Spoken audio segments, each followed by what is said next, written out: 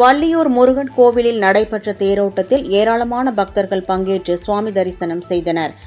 நெல்லை மாவட்டம் வள்ளியூர் சுப்பிரமணிய சுவாமி கோவிலில் சித்திரை திருவிழா கடந்த 27ஆம் தேதி கொடியேற்றத்துடன் தொடங்கியது. 10 நாட்கள் நடைபெறும் இந்த திருவிழாவையொட்டி நாள்தோறும் சுவாமி மற்றும் அம்மன் சிறப்பு அலங்காரத்தில் பல்வேறு வாகனங்களில் வீதி உலா வந்து பக்தர்களுக்கு அருள் பாலித்தனர். இந்த திருவிழாவின் சிகர நிகழ்ச்சியான தேரோட்டம் வெகு விமர்சையாக இன்று நடைபெற்றது. இதனையொட்டி காலையில் சுவாமி மற்றும் அம்மனுக்கு சிறப்பு அபிஷேகம் செய்து தீபாராதனை நடைபெற்றது.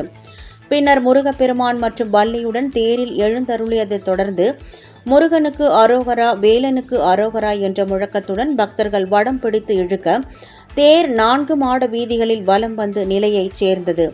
தேரோட்டத்தில் கலந்து கொண்ட பக்தர்களுக்கு இஸ்லாமியர்கள் மோர் உள்ளிட்ட குளிர்பானங்கள் வழங்கிய நிகழ்வு மத நல்லிணக்கத்திற்கு எடுத்துக்காட்டாக அமைந்தது. வள்ளியூர் முருகன் கோவில் தேரோட்டம் கோலாகலம்.